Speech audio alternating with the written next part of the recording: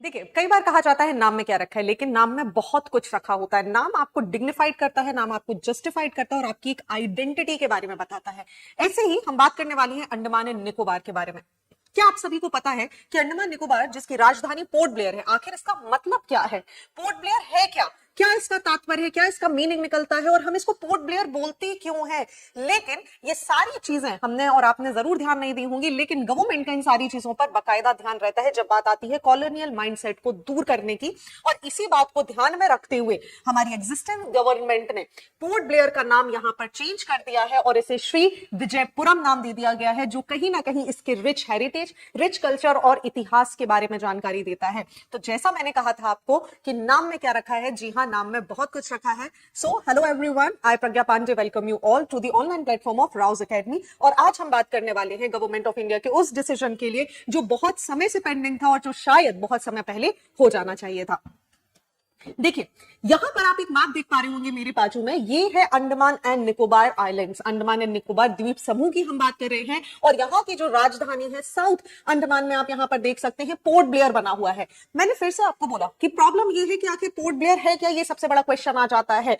ये देखिए, अब पोर्ट ब्लेयर की हम अगर बात करें ना, तो बेसिकली ये किसी का कोई नाम नहीं है, इसका भारत से कोई कनेक्शन नहीं है, बल्कि भारत को इतने साल गुलाम बनाने वाले एक ब्रिटिश नेवल ऑफिसर के नाम पर यह नाम रखा गया। अब आप सोचिए, आजादी के बाद इतने साल बीत चुके हैं और अभी भी हम उन लोगों के नाम पर इसे कॉमेमोरेट कर रहे हैं जिनको शायद उनके ही जो डिसेंडेंट्स है, उनके ही शायद जो वंश के लोग हैं, वो ही भूल गए होंगे कि आखिर ये कौन है। और इसी को ध्यान में रखते हुए गवर्नमेंट ऑफ इंडिया ने डिसाइड कर लिया है कि भाई हम पोर्ट ब्लेयर का नाम यहाँ पर चेंज करके श्री विजयपुरम रखेंगे। ये कहीं ना कहीं जो कॉलोनियल लेगेसी है, कहीं ना कहीं जो कॉलोनियल माइंडसेट है, जो अंग्रेजों ने हर जगह का नाम रख दिया था अपने नामों के ऊपर, उसको यहाँ पर दूर करना इंपॉर्टेंट है। और साथ ही साथ श्री विजयपुरम सिंबलाइज कर रहा है कि भाई हमारी विक्ट्री कैसी रही है, हमारा इतिहास कैसा रहा है, हमारा फ्रीडम स्ट्रगल जो कि अंडमान एंड निकोबार से संबंधित है। हम उसी स्थान की बात कर रहे हैं जहां पर हम सबके प्रिय नेताजी सुभाष चंद्र बोस ने इंडियन नेशनल आर्मी की यहां पर स्थापना करी थी, जहां पर पहली बार तिरंगा झंडा भी फहराया गया था। तो कहीं ना कहीं ये एक ऐसा इतिहास में एक ऐसा स्थान है जो भारत के स्ट्रगल को दिखाता है। ये वही स्थान है जहां पर अंग्रेज भारतीय जो हमारे फ्रीडम फाइटर्स होते थे, इनको सजा देने के लिए सेल्यूलर जेल, काला पानी में भेज देते थे। आपको याद होगा वीडी सावरकर जी का नाम। वीडी सावरकर जी को भी यहां पर अंडमान निकोबार में पोर्ट ब्लेयर में ही बनी हुई सेल्यूलर जेल में यहां पर अंग्रेजों ने रखा था, यहीं पर उनको टॉर्चर किया गया था। आगे अगर हम बात करें तो ये वही स्थान है जहां पर भारत का ग्रेट इतिहास, भारत का जो इतिहास है, चोला साम्राज्य से संबंधित इतिहास भी हमें देखने के लिए मिल जाता है। अब आप सोचिए, नाम में क्या रखा है? नाम में बहुत कुछ रखा है, क्योंकि पोर्ट ब्लेयर कहीं ना कहीं कॉलोनियल माइंडसेट के बारे में बता रहा था कि सी आजादी के इतने साल बाद भी आप लोगों ने तो कोई चिंता नहीं करी, लेकिन स्टिल इनडायरेक्टली ही सही, लेकिन हम आपके ऊपर रूल जरूर कर रहे हैं। लेकिन ये नाम चेंज होना भारत की इतिहास, भारत की रिच लेगेसी के बारे में बात करता है। अब आप देखिए ये इंपॉर्टेंट क्यों हो जाता है, क्योंकि ये जो सिटी है ना, इसका सिर्फ थोड़ा बहुत संबंध नहीं है। जब हम बात करते हैं भारत की रिच हेरिटेज के बारे में, भारत के इतिहास के बारे में, तो इसकी कहानी शुरू हो जाती है रामायण के पीरियड से, जहां पर इसको बोला जाता था हंदुमान। आप सोचिए ना, कितना सिमिलर साउंड कर रहा है, हंदुमान, अंडमान। आपको पता है बहुत सारी बार ऐसा होता है कि जब हम भाषाओं का प्रयोग करते हैं, बोलियों का प्रयोग करते हैं, तो समय के साथ इसमें कुछ ना कुछ परिवर्तन हो जाता है। और यहीं से शायद ये जो हनुमान शब्द है, रामायण में भी इसका जिक्र किया गया है, सबसे पहली बार अकाउंट मिलता है। बाद में फर्स्ट सेंचुरी की बात करें तो यहां पर टॉलमी आ जाएंगे और ये इसका नाम आगदा मियान के नाम से यहां पर इसको पुकारेंगे। और बाद में हमारे पास आ जाएगा अरब ट्रैवलर मार्को पोलो, जो कि 13वीं शताब्दी में यहां पर इसको विजिट करेंगे और डिस्क्राइब करेंगे इसे अंगामेनियन। अब आप नाम सोचिए ना, हंदुमान, अंडमान, अंगामेनियन, ये सभी एक जैसे साउंड करते हैं और सभी ने इस प्लेस के बारे में जानकारी दी है। लेकिन बाद में एंट्री होगी इस व्यक्ति की, जिसके नाम पर इस जगह का नाम बदल दिया जाएगा पोर्ट ब्लेयर के रूप में। देखिए, हम बात करने वाले हैं इस इतिहास की जो कि भारत के लिए बहुत ज्यादा महत्वपूर्ण है। आप देखिए, आर्किबाल्ड ब्लेयर जो कि एक ब्रिटिश नेवी के ऑफिसर थे, एक सर्वेयर थे, ये सबसे पहली बार एक लेफ्टिनेंट है, बॉम्बे मरीन में ये पार्ट हुआ करते थे, और ये यहाँ पर सर्वे करने के लिए पहुंचेंगे। और जैसे ही ये यहाँ पर आएंगे, क्योंकि इन्होंने इतनी बड़ी डिस्कवरी कर दी थी, ये जगह बहुत महत्वपूर्ण हो गई थी, तो यहां से ब्रिटिशर्स ने जो है इस जगह का नाम भी इन आर्किबाल्ड ब्लेयर के नाम पर ही रख दिया, ऐसा ही नहीं है। अगर हम बात करें तो ये वही स्थान है जहां पर वीर दामोदर सावरकर को, वीडी सावरकर जी को भी काले पानी की सजा यहां पर दी गई थी। फ्रीडम स्ट्रगल, फ्रीडम जो हमारे फाइटर्स है उनको इस जगह पर रखा गया था। इंपॉर्टेंट हो जाता है। अब आप देखिए, मैं आपको क्यों बताना चाह रही हूं कि भारत का जो इतिहास है ना, उसका इससे बहुत संबंध है।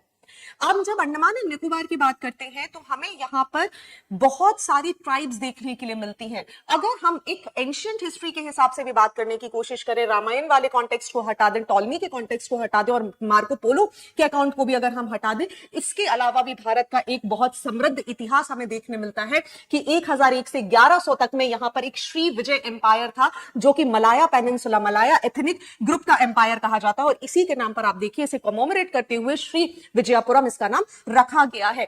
1014 से 42 के आसपास राजेंद्र चोला वन, जो कि चोल डायनेस्टी के थे, उन्होंने इसको इन्वेड किया और इसके बाद इन दोनों के बीच में यहां पर हमें एक युद्ध देखने के लिए भी मिला, श्री विजय एम्पायर वर्सेस राजेंद्र चोला। और राजेंद्र चोला ने कुछ टाइम पीरियड के लिए ही सही, लेकिन अंडमान एंड निकोबार आइलैंड्स की अगर हम बात करें तो इसे अपने नेवल बेस के रूप में इस्तेमाल किया था।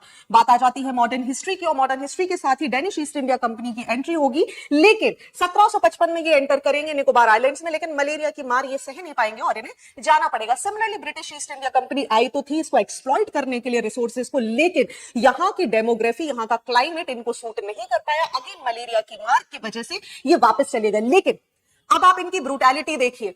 मैं ब्रूटल इसीलिए बोलूंगी क्योंकि जो इन्होंने किया ना, ये इतिहास में कभी भुलाया नहीं जा सकता। 1789 की अगर हम बात करें तो उन्होंने इस स्थान पर सेल्युलर जेल बनाया, जिसे हम काला पानी की सजा, काला पानी जेल के नाम से भी जाना जाता है, और जहां पर वीडी सावरकर जी जैसे बहुत सारे फ्रीडम फाइटर्स को रखा गया और टॉर्चर किया गया। अंग्रेज करते क्या थे, ये यहां से हमारे लोगों को, जो हमारे फ्रीडम फाइटर्स हुआ करते थे, इनको प्रिजनर बना के ले जाते थे अंडमान निकोबार में, और वहां पर आपको पता है 200 सेंटीमीटर से भी ज्यादा रेनफॉल हो रही है। दैट मींस आपको एवरग्रीन फॉरेस्ट देखने के लिए मिलेंगे। तो यहाँ के जो फ्रीडम फाइटर्स है, जिन्हें काले पानी की सजा दी गई है, उनसे पेड़ कटवाते थे, उनसे लकड़ियां कटवाते थे। अब आप सोचिए इसका इंपैक्ट क्या पड़ेगा, उन ट्राइब्स पर इंपैक्ट पड़ेगा जो अंडमान के क्षेत्र में रह रही थी। ये ट्राइब्स यहां से इंपैक्ट होना शुरू हो गई और बहुत सारी ट्राइब्स को डिस्प्लेस कर दिया गया, बहुत सारी ट्राइब्स यहां से गायब हो गई, या फिर उन्हें छोटी छोटी जगह पर कहीं अजाइलम में रहना पड़ा। बात की बात करें तो जापानीज फोर्सेस ने इस स्थान को ऑक्यूपाई कर लिया 1942 से लेकर 45 तक, और इसी के बाद आ जाते हैं हम सबके प्यारे नेताजी सुभाष चंद्र बोस जी, जिन्होंने इंडियन नेशनल आर्मी को ही यहां पर रेस किया, बड़ा किया, और पहली बार फ्री इंडिया का जो तिरंगा है वो भी यहां पर फहराया गया 1943 में। और बाद में अंडमान एंड निकोबार की बात करें तो भारत आजाद हुआ और 1956 में as a union territory Andaman and Nicobar को भारत का पार्ट बना लिया गया। इंपॉर्टेंट हो जाता है क्योंकि इसके लिए हमारे पास प्रमाण है। हमें तंजावुर से 1050 सीई का एक इंस्क्रिप्शन मिला जो कि बता रहा है कि चोलास ने इस जगह को मेंशन किया है कि भाई जब हमारा युद्ध हुआ श्री विजय एम्पायर के साथ, तो इसे मां नक्कावरम के नाम से जाना जाता था, जिसका मतलब होता है ग्रेट ओपन नेकेड लैंड, जिसकी वजह से ही शायद पॉसिबल है कि इसका मॉडर्न नेम निकोबार हमें देखने के लिए मिला। सो इतना रिच हेरिटेज है, कल्चर है। और अगर हम बात करें भारत की दृष्टि से तो अंडमान एंड निकोबार एक स्ट्रैटेजिक लोकेशन प्रोवाइड करते हैं, क्योंकि ये कहीं ना कहीं चाइना को काउंटर करने के लिए, भारतीय नेवी को एक मजबूती प्रोवाइड करने के लिए इंडियन ओशन में बहुत बड़ा रिस्पॉन्सिबल फैक्टर यहां पर निभाते हैं। इसीलिए आप समझिए इंपॉर्टेंट हो जाता है कि इस तरीके की जो कॉलोनियल माइंडसेट है, इस तरीके की जो चीजें हैं जिनको लेगेसी बनाकर परोसा जा रहा है हम सभी के सामने, उसे दूर कर दिया जाए। क्योंकि ब्रिटिशर्स ने अंडमान निकोबार में कुछ अच्छा नहीं किया, वहां की ट्राइब्स को टॉर्चर किया है, हमारे फ्रीडम फाइटर्स को वहां पर टॉर्चर किया गया है, पूरे संसाधनों का विदोहन किया गया है। और ऐसे में किसी स्थान का नाम उस व्यक्ति के नाम पर देना जो ब्रिटिश नेवी से ही संबंधित हो, ब्रिटिश आर्मी से ही संबंधित हो, बिल्कुल भी जस्टिफाई नहीं होता है। इसीलिए शायद बहुत पहले ये चीज कर देनी चाहिए थी, देर ही सही, लेकिन अब अगर हम इसको कर रहे हैं तो it is a very welcome move by the government of India. आपका क्या विचार है आप मुझे कमेंट सेक्शन में जरूर बताइएगा। साथ ही साथ आप मुझे कमेंट सेक्शन में यह भी बताइएगा कि इसके पहले गवर्नमेंट ऑफ इंडिया ने यहाँ के 3 आइलैंड्स के नाम चेंज भी किए थे, रॉस आइलैंड, नील आइलैंड और हैवलॉक आइलैंड। इनके ओरिजिनल नेम क्या है आप मुझे कमेंट सेक्शन में बताइएगा। So thank you and see you soon.